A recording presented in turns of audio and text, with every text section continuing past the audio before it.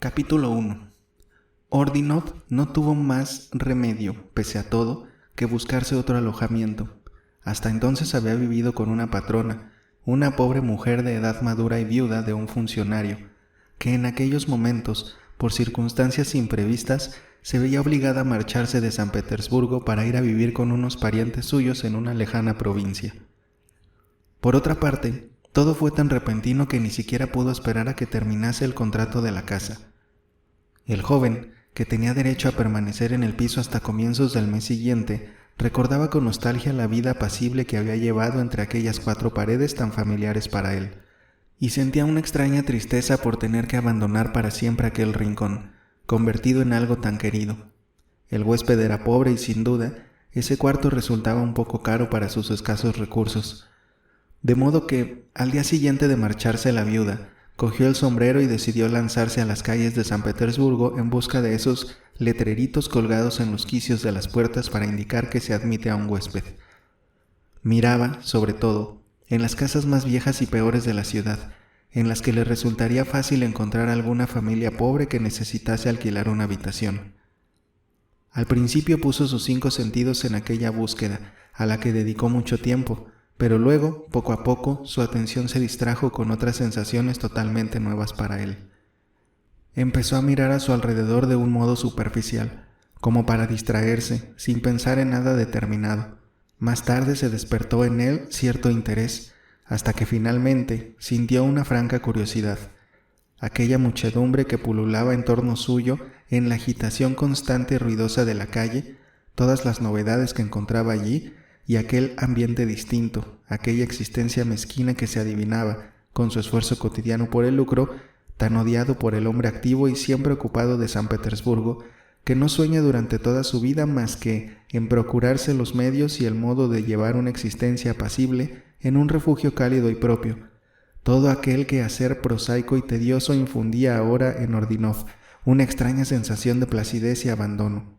Sus pálidas mejillas adquirieron un ligero calor y asomó a sus ojos el destello de una nueva ilusión, mientras aspiraba, con avidez, el aire fresco. Sentía desaparecer la pesadez de su alma. Su existencia, hasta entonces, había transcurrido tranquilamente en medio de una soledad absoluta. Unos 3 años atrás, después de pasar sus exámenes y considerarse hasta cierto punto un hombre libre, había ido a visitar a un hombrecillo pequeño y viejo, a quien solo conocía de oídas, y esperó largo rato hasta que el criado anunció su presencia al amo. Luego introdujo a Ordinov en un gran aposento, sombrío y lúgubre, de techo altísimo, uno de esos enormes y tediosos salones que aún se encuentran en algunas antiguas casas señoriales. Allí se encontró en presencia de un anciano de cabellos canosos, vestido con un uniforme lleno de condecoraciones, quien mucho tiempo atrás había sido amigo y compañero de su padre, al servicio del Estado, que luego se había encargado de la tutela del hijo. El viejo le entregó lo que le correspondía, una suma no muy elevada, el resto de una herencia que, por existir deudas, tuvo que sacarse a subasta. Era cuanto quedaba de sus antepasados. Ordinov cogió el paquetito con indiferencia, se despidió para siempre del anciano y salió de nuevo a la calle. Era una tarde de otoño, fría y desapacible. El joven caminaba pensativo, invadido por una rara tristeza, desconocida incluso para él mismo. Le ardían los ojos, sentía cierto malestar en todo el cuerpo y le pareció que tenía fiebre. Durante el trayecto, calculó mentalmente que con aquel dinero podría vivir durante 2 o 3 meses, y si hacía muchas economías, incluso 4. En la primera casa que encontró, de las que tenían mejor aspecto, alquiló una habitación reducida, precisamente en la morada de aquella pobre viuda de un funcionario, quien ahora le dejaba en la calle. Y al cabo de 1 hora se había instalado allí. A partir de entonces llevó una vida retraída, como si se hubiera desprendido de todo o fuese un extraño en su propia ciudad, de tal modo que al cabo de 2 años no tenía ninguna amistad. Ni siquiera se dio cuenta de que su existencia transcurría de esta manera. Tampoco se le ocurrió pensar, de momento, que hubiese otra vida aparte de la suya, una vida ruidosa y agitada, fluctuante, que cambiaba de continuo y no cesaba de reclamar, en su vorágine, a todos los seres. Una existencia de la cual, tarde o temprano, era imposible evadirse. Él sabía, desde luego, que esa vida existía, ¿Cómo hubiera podido ignorarlo? Pero no la conocía ni le había tentado conocerla. Desde pequeño había vivido solo, y ahora que era un hombre, aquella soledad llegó a formar parte de su extraña personalidad. Le devoraba una de esas pasiones profundas e insaciables que embargan por completo la existencia de un hombre, y que a los seres como Ordinov no les permiten siquiera asomarse a esa otra vida. Su pasión era la ciencia. Primero, consumió su juventud. Fue para él como el opio embriagador que le quitaba el sueño y la tranquilidad de espíritu, y le privó de la comida sana y del aire fresco que jamás penetraba en su lóbrega covacha. No obstante, Ordinov nunca quiso reconocerlo, ni siquiera confesárselo a sí mismo. Tenía juventud y de momento no necesitaba otra cosa. Aquella pasión le convirtió en un verdadero niño ante los demás, que desde entonces le negaron un lugar en la sociedad con el cual poder labrarse una posición. Para algunos, la ciencia es su fortuna, su fuerza, mas para Ordinov, por el contrario, su pasión era un arma destinada a acabar consigo mismo. Lo suyo era una ansia de aprender, investigar y atesorar ciencia en su espíritu, sin razones ni motivos de ninguna clase que le empujasen a ello. Eso mismo ocurría con todo lo que, de un modo u otro, llegaba a interesarle, incluso con las cosas más insignificantes. De pequeño le tuvieron por un niño prodigio, ya que era diferente a los otros discípulos. Sus padres habían muerto cuando él era muy pequeño y ni siquiera les recordaba. En cambio, tuvo que soportar muchos ataques y no pocos desprecios de sus compañeros debido a su carácter raro y tímido. Todo ello no hizo sino acentuar su manera de ser, huraña y retraída. Pero nunca, ni antes ni ahora, esa tendencia a la soledad obedeció a ningún propósito ni plan determinado. Al contrario, lo que le impulsaba a ella era su entusiasmo, el ímpetu, la fiebre que sentía por su obsesión. Formó toda una filosofía propia de las cosas para su uso particular, y la nueva idea se estableció en él a través de los años, imponiéndose a su espíritu de un modo vago e impreciso, pero maravilloso y consolador. Poco a poco cobraría cuerpo en una forma nueva y reveladora. Pero mientras tanto, aquel proceso le hacía sufrir, torturando y desgarrando su alma. Intuía vagamente su originalidad, exclusividad y exactitud que le parecían una revelación de la verdad, y procuraba con todas sus fuerzas que le condujesen a la creación, que de momento solo existía en su interior. La época de la elaboración misma aún era lejana, quizá muy remota e incluso imposible. Ahora vagaba por las calles como un forastero ajeno a todo el mundo, que llegado de un mísero villorrio, se encontrara de pronto en medio del bullicio ciudadano. Todo le parecía nuevo y sorprendente. Se había vuelto tan ajeno a aquel mundo que bullía, rugiente, en torno a él, que no se extrañó, en lo más mínimo, de sus raras impresiones. Es decir, no se daba cuenta de que era él quien había establecido la distancia con aquel mundo. Por el contrario, le invadía una especialísima sensación embriagadora de alegría, como si fuera una persona que arrastrara muchos años de hambre, y de repente le dieran de comer y de beber. Comprendo que resulte extraño que un hecho tan insignificante y poco decisivo en la marcha de una existencia, como es mudarse, pueda sacar de sus casillas a un petersburgués, aunque éste sea tan especial como Ordinov. Debe de tenerse en cuenta que él, durante aquellos años, apenas había puesto los pies en la calle, y que nunca como hoy, ignoramos el motivo, dedicó tanta atención al ambiente callejero. Y cada vez se encontraba más a gusto, a medida que seguía vagabundeando por las calles, mirándolo todo y prestando una particular atención a cada cosa. Estaba acostumbrado a leer entre líneas, y ahora se daba cuenta de lo que significaban las escenas desarrolladas ante sus ojos. Todo le producía una impresión especial, nada se le escapaba. Con mirada penetrante escrutaba la fisionomía de las gentes, las palabras que dejaban caer a su paso, incluso las discrepancias del acento popular que herían sus oídos, como si lo único que pretendiera fuera demostrarse a sí mismo que no se había equivocado en las conclusiones sacadas durante los largos silencios de su soledad nocturna. Y muchos detalles, insignificantes, en sí, que cualquiera pasaría por alto, le sorprendían y le inspiraban una nueva idea, y por primera vez en su vida deploró haber estado tanto tiempo enclaustrado en su cuarto, como si hubiese vivido sepultado. Aquí todo era más vivo, su pulso latía deprisa y su mente se emancipaba de la agobiante soledad que reducía su actividad poco menos que a una simple reacción ante su voluntad fervorosa de trabajo. Ahora podía actuar por sí misma, rápida y, sin embargo, tranquila, con seguridad y atrevimiento. Y sobre todo sentía, casi inconscientemente, el ansia de penetrar en aquel mundo desconocido para él, hasta entonces ignorado y solo presentido a través del instinto de artista. Sin darse cuenta, su corazón empezó a latir con mayor rapidez, casi con amorosa nostalgia y ardiente simpatía. Con mirada inquisitiva contemplaba a los hombres que pasaban junto a él, pero todos le eran extraños, todos iban preocupados por sus propios problemas e inquietudes.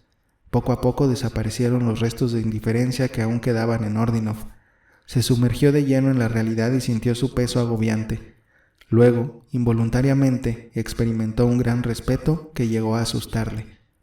Se sintió cansado ante tal desbordamiento de nuevas impresiones, como si se tratara de un enfermo que se ha levantado de la cama por primera vez, muy alborozado, pero que, rendido por la brillante luz del día, mareado por ruidosos y abigarrados cuadros de la vida diaria y la sucesión de las rápidas imágenes, cierra los ojos y se desploma extenuado. Todo aquello le había puesto pensativo y melancólico. Empezó a temer por sí mismo, por todos sus proyectos e incluso por su futuro. Se le ocurrió de pronto un nuevo pensamiento nada tranquilizador. Se había pasado toda la vida solo. No existía una sola persona en este mundo que le tuviera afecto y tampoco llegó a tener ocasión de tomárselo a nadie. Intentó trabar conversación con varios de los transeúntes que se cruzaban con él, pero estos le miraron asombrados y de un modo muy particular. Tuvo la impresión de que le tomaban por un loco, o al menos por excéntrico, lo cual, después de todo, era realidad. Recordaba que desde niño todos rehuían su compañía y se sentían a disgusto a su lado, debido especialmente a su carácter introspectivo y ensimismado. Se sentía capaz de experimentar un profundo afecto por los demás, pero sabía también que no era capaz de establecer una relación de igualdad espiritual con los otros, y así, él mismo se apartaba y procuraba alejar su recién nacido sentimiento. Ya de niño, aquello se había convertido en una tortura entre sus compañeros. Ahora volvió a sucederle, y no tuvo más remedio que admitir que, desde siempre y en todo momento, las personas le rehuían y nadie se había preocupado jamás de su soledad. Mientras continuaba sumido en tales reflexiones, no se percató del rumbo que tomaba hasta que, por último, se encontró en un barrio de la ciudad muy alejado del centro. En una fonda barata y solitaria pidió algo de comer y luego se lanzó de nuevo al exterior. Siguió dando vueltas por calles y plazas, a lo largo de vallas grises y amarillas. Luego pasó junto a unas casuchas grises a las que siguieron unos edificios rojos y enormes, ennegrecidos por el tizne, que pertenecían a grandes fábricas de chimeneas humeantes. A su alrededor, el paisaje estaba, sin embargo, muerto, abandonado, era hostil y antipático. Por lo menos, así le parecía a Ordinov. Por una larga calleja fue a parar a una plazoleta en la que se alzaba una iglesia. Distraído y sin saber lo que hacía, penetró en el templo. Había terminado el oficio y la iglesia estaba desierta. Solo dos viejas seguían arrodilladas junto a la puerta. Un hombrecillo viejo, con el pelo canoso, el sacristán, apagaba las luces. El sol, al ponerse, enviaba un torrente de luz a través de un ventanuco en lo alto de la cúpula. Aquellos rayos atravesaban la iglesia y se detenían junto a un altar lateral, cubriéndolo de un fulgor centelleante. El sol se ocultó tras el horizonte, y la luz se atenuó sensiblemente en el interior del templo, pero cuanto más densas eran las sombras, tanto más refulgían en muchos lugares las imágenes de los santos, ante los cuales ardían, chisporroteando, los cirios y las lamparitas de aceite.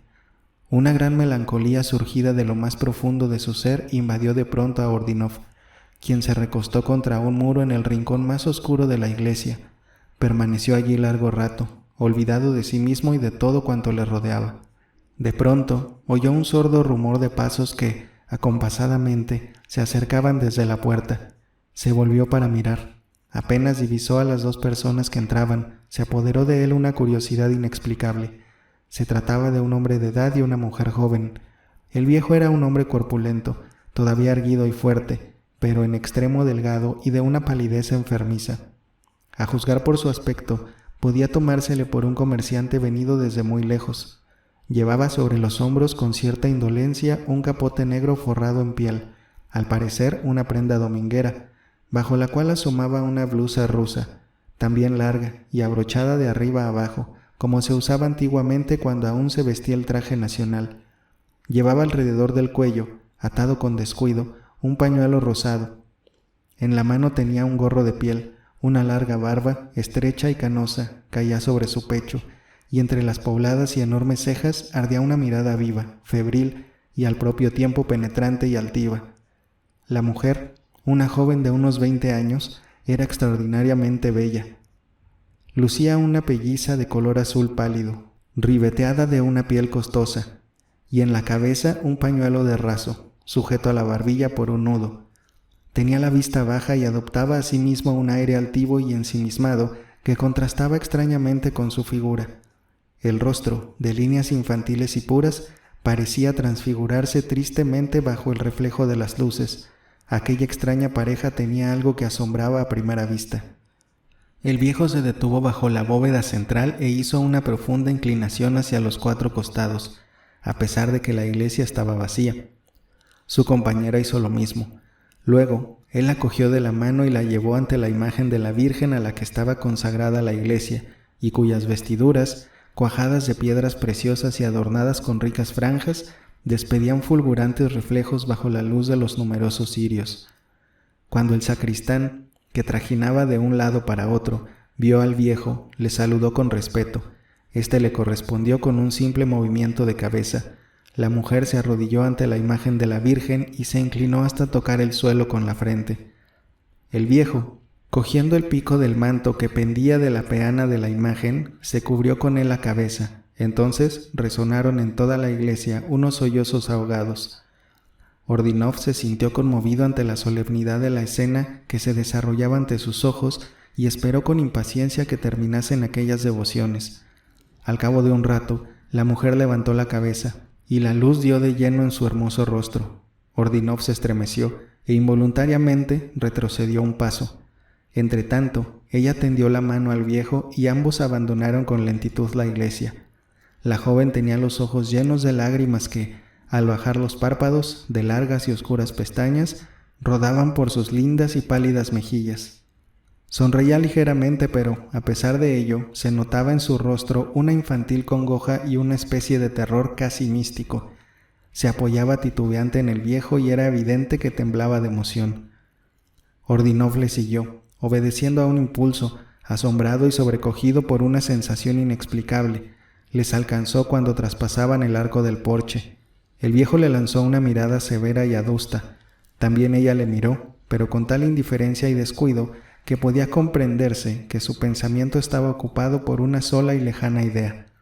Ordinov le siguió a cierta distancia, sin saber por qué lo hacía. Ya había anochecido.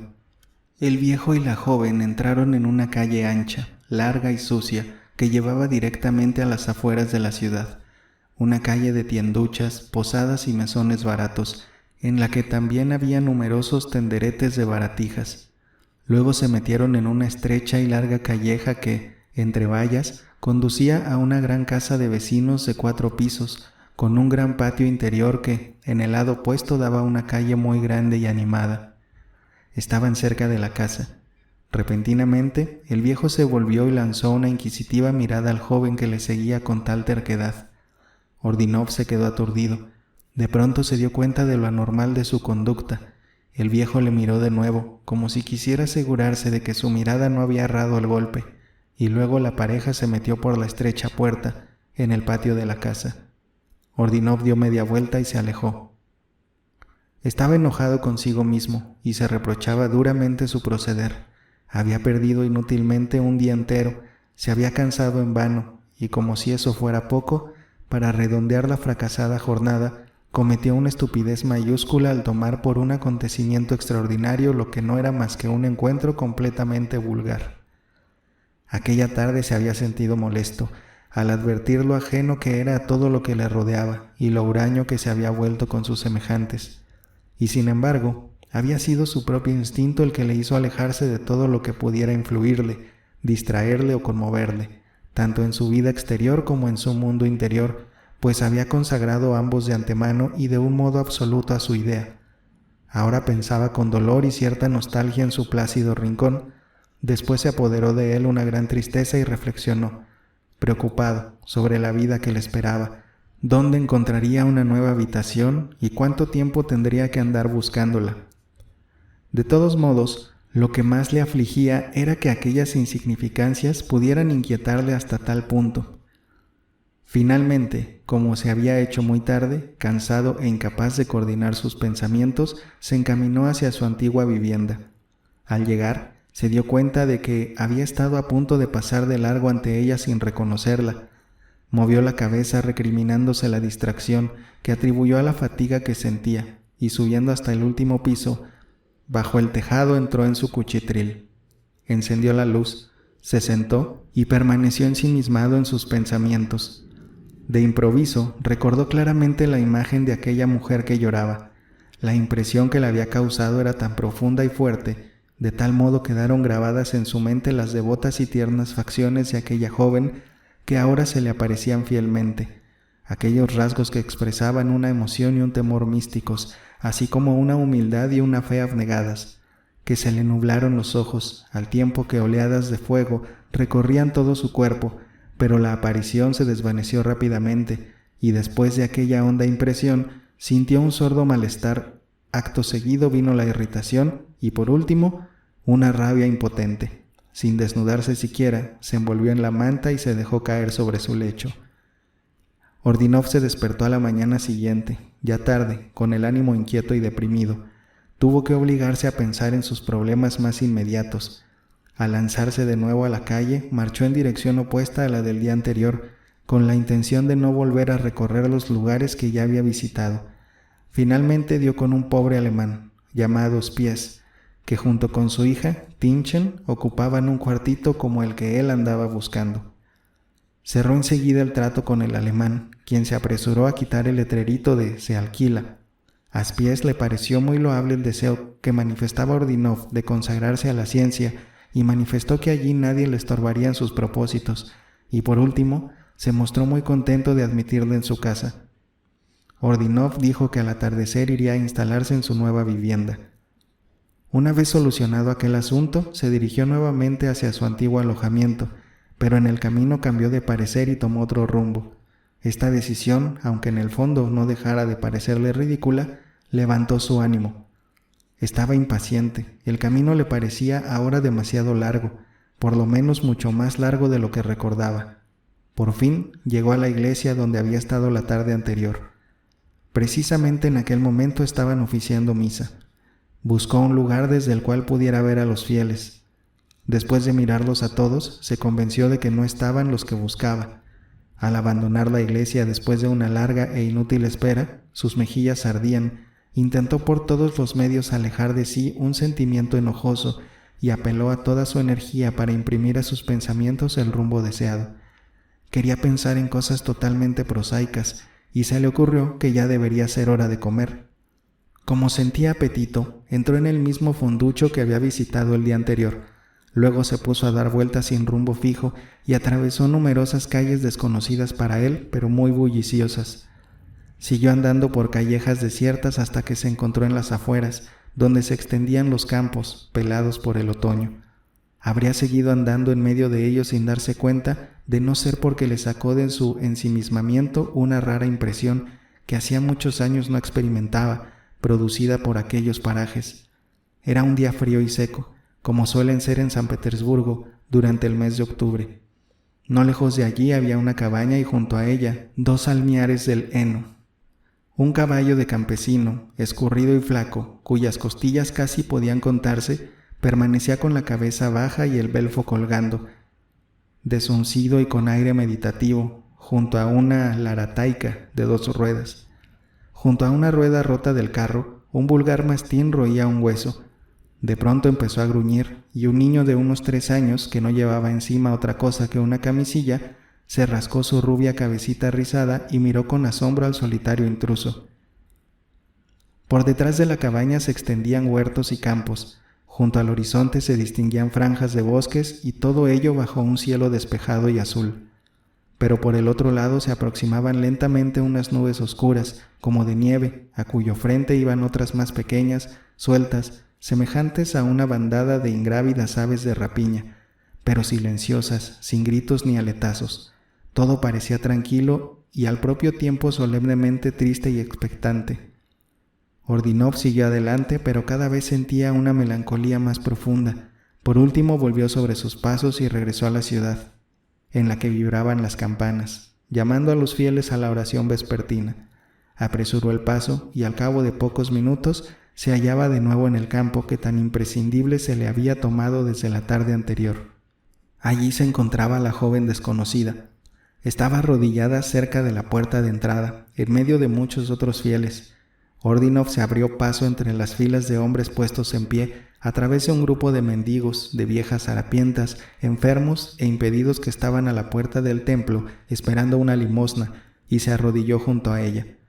Sus ropas tocaban las de la joven y podía percibir su respiración agitada y el murmullo de sus oraciones. Como el día anterior, su rostro se veía iluminado por una fe abnegada, y le corrían lágrimas por las mejillas ardientes, como si quisiesen lavar alguna terrible culpa que manchara su alma. En el lugar donde estaban arrodillados había una oscuridad absoluta. De vez en cuando, una ráfaga de viento que penetraba a través del ventanuco agitaba la llama de la vela situada junto a la imagen más cercana. Entonces se distinguía vagamente el rostro de la mujer que el joven trataba de grabar en su alma, hasta en sus más mínimos detalles, lo cual le causaba un dolor insoportable en el corazón. No obstante, esa tortura iba acompañada de un placer embriagador y penetrante. Aquel estado de ánimo fue superior a sus fuerzas, no pudo resistirlo por más tiempo, sentía el pecho henchido de dolor y le pareció que repentinamente le acometía una inexplicable nostalgia. Se le escapó un suspiro e inclinó su ardorosa frente sobre las frías baldosas de la iglesia. Lo único que sintió fue el dolor de su corazón, un dolor que parecía convertirse en dulce tormento. Sería fácil explicar el motivo de aquel repentino estallido. Tal vez se debiera a los tediosos y prolongados silencios de las noches de insomnio, de acumular tantos vagos e imprecisos anhelos en su corazón que necesitaron, de pronto, estallar como fuese. O quizá, sencillamente, hubiese llegado el momento de la explosión, como todo llega en este mundo cuando es su hora, según el orden natural de las cosas. En un día de verano, por ejemplo, de un calor sofocante, el cielo se oscurece de pronto y se desencadena una tormenta de truenos y relámpagos para salvar todo aquello que amenazaba ser agostado por el sol. Después, una vez pasado el temporal, el sol vuelve a brillar y todo recobra su anterior esplendor, como si la naturaleza hubiera renovado su vida. Y ese mismo placer vital que después de una tormenta parece sentir toda la naturaleza, experimentó también Ordinov. Pero hubiera sido incapaz de expresarlo, tan inconsciente fue en aquellos momentos de su propio acto. Por ello tampoco percibió que el servicio religioso estaba finalizado y solamente salió de su estado de éxtasis cuando, al ir tras su desconocida, tuvo que abrirse paso entre el gentío. A cada momento debían detenerse ante la muchedumbre. Precisamente por eso, por tener que detenerse y esperar, siempre junto al joven, ella se fijó por primera vez en el que la seguía. Luego se volvió una y otra vez con creciente asombro para mirarle, hasta que, una vez que sus claros ojos se encontraron con los de él, se sonrojó vivamente. Todo fue súbito, como si bruscamente lo hubiese comprendido todo y se le hubiese arrebolado el rostro. En aquel mismo instante apareció la imponente figura del viejo entre la gente y éste la cogió de la mano. De nuevo cayó sobre Ordinov la mirada del anciano, con una expresión tan hostil, tan malignamente burlona, que instantáneamente el joven sintió que le invadía una extraña y furiosa cólera. No tardó en perderles de vista en la oscuridad, y un poco cohibido se abrió paso entre la gente y salió de la iglesia. El viento de la tarde le azotó el rostro con su frío ramalazo, pero no consiguió refrescarlo. Le faltaba el aliento, sentía el pecho oprimido y su corazón empezó a palpitar acompasada y violentamente, como si quisiera escapársele del cuerpo. Buscó durante largo rato a la joven, pero al no verla en ninguna parte, ni en la calle ni en la travesía más próxima, tuvo que renunciar a encontrarla. De pronto se le ocurrió una idea que, tomando cuerpo, se convirtió en uno de esos planes descabellados que a veces tienen un resultado feliz. Esos planes absurdos y desatinados son los que más pronto ponemos en práctica, mientras que los más cuerdos se quedan en proyectos. Al día siguiente, hacia las 8 de la mañana, Ordinov se dirigió a aquella casa, atravesó el portal y se encontró en un patio estrecho y mugriento. El portero, que estaba barriendo, dejó su tarea, se apoyó en el palo de la escoba y miró atentamente a Ordinov de pies a cabeza. Al fin le preguntó: ¿qué desea? El portero era un hombre joven, de unos 25 años, a pesar de tener aspecto de más edad. Era pequeño, con la cara llena de arrugas y con indudables signos de su procedencia tártara. «Busco habitación», respondió Ordinov con impaciencia.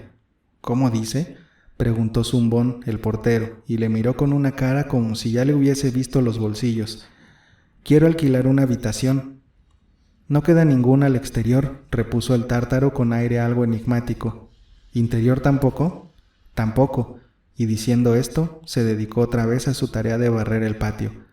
«¿Y entre los inquilinos de la casa no habrá por casualidad alguno que quiera arrendarme una habitación?», preguntó de nuevo Ordinov, esta vez depositando una propina en las manos del portero.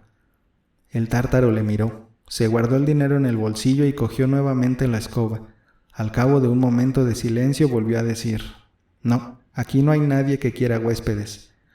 Pero Ordinov ya no le escuchaba, sino que se había dirigido hacia los tablones vacilantes y medio podridos que, a través del lodo, conducían al único acceso de la parte trasera del edificio, a una escalera que parecía tan sucia como la propia casa y cuyo último peldaño se hundía a medias en otro lodazal. Al pie de la escalera, junto a la entrada, vivía un pobre constructor de ataúdes, por delante de cuyo taller pasó Ordinov sin preguntar, subiendo directamente los deteriorados y maltrechos peldaños. Al llegar al primer piso, encontró más a tientas que con la vista una pesada puerta que mostraba señales de haber estado forrada con una esterilla, de la que solo quedaban algunos jirones. Empujó el pestillo y abrió la puerta. No se había equivocado. Ante él estaba el viejo que viera anteriormente en la iglesia y que ahora le miraba con una expresión de indecible asombro.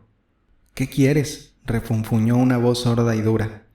«¿No querría usted alquilarme una habitación?», le preguntó Ordinov sin saber exactamente lo que decía ni qué pretendía. Detrás del viejo divisó a la desconocida. El anciano no contestó, sino que se dispuso a cerrar la puerta para dar a entender a Ordinov que sobraba allí. «Sí, señor, nosotros tenemos un cuarto para alquilar», dijo de pronto la muchacha, con voz amable. El viejo se volvió hacia ella. «Yo no necesito más que un rinconcito», dijo Ordinov, entrando rápidamente en la casa y dirigiéndose a la joven. Pero se interrumpió de inmediato. Ante sus ojos se desarrollaba una escena extraña, muda, pero muy elocuente. El viejo se había puesto lívido, como si fuera a darle un síncope, y contemplaba a la joven con ojos vidriosos, inmóviles y penetrantes. También ella palideció en el primer momento, pero luego volvió a fluir con violencia la sangre a su rostro y asomaron en sus ojos extraños destellos. Sin decir más, acompañó a Ordinov al cuarto contiguo. El piso se componía de un enorme aposento, dividido en tres mediante dos tabiques. Al entrar desde el rellano, había un angosto y oscuro recibidor que, a través de una puerta, llevaba al parecer a una alcoba. A la derecha estaba situada otra puerta que conducía al cuarto que alquilaban. Era este un aposento muy pequeño y apretado que, por medio de un tabique, parecía estar oprimido entre las dos ventanas bajas. Estaba atestado de los más diversos objetos que puedan imaginarse como utensilios domésticos. Imperaba allí la miseria y la estrechez, pero hay que decir que todo estaba distribuido con primor. El mobiliario consistía en una mesa tosca, sin pintar, dos sillas no menos vulgares y dos camas, una junto al biombo y otra arrimada a la pared frente a la puerta. Un ícono grande y arcaico, con un biombo dorado, aparecía en un rincón del cuarto, encima de una repisa sobre la que ardía una lamparilla de aceite. Una gran estufa rusa, contra la cual se apoyaba el tabique, servía a medias para el cuarto y el recibidor. Desde luego, era indudable que aquel piso resultaba excesivamente pequeño para ser habitado por 3 personas mayores. Se empezó a hablar del alquiler. Los 3 se expresaban con tal torpeza e incoherencia que apenas lograban entenderse. Ordinov, que estaba a 2 pasos del viejo y de la muchacha, temía que éstos pudieran oír los latidos de su corazón. Casi temblaba de nervios y empezaba a embargarle cierta angustia. Finalmente, llegaron a un acuerdo y cerraron el trato. El joven manifestó su intención de mudarse enseguida y sin proponérselo, miró al viejo. Este continuaba tan pálido como al principio, pero asomaba a sus labios una plácida y hasta pensativa sonrisa, que ocultó al encontrarse con la mirada de Ordinov. Entonces volvió a fruncir el ceño. ¿Tienes pasaporte?, preguntó de pronto con voz alta y dura mientras abría la puerta del piso. Ordinov asintió con la cabeza, algo atónito por la pregunta. ¿Quién eres? ¿Cómo te llamas? Vasily Ordinov. No tengo ningún oficio, vivo con absoluta independencia, replicó con la misma brusquedad y desenfado que el viejo. También yo, repuso éste, me llamo Ilya Murin y vivo de mis rentas. ¿Quieres más detalles? Bueno, adiós. 2 horas más tarde, Ordinov estaba instalado en su nueva vivienda, no menos asombrado de que el señor Spies y su hija Tinchen, después de esperarle en vano, llegaran a la conclusión de que su desaparecido huésped solo había pretendido burlarse de ellos. Ordinov no comprendía cómo había llegado a suceder todo aquello y, después de todo, tampoco intentaba lograrlo.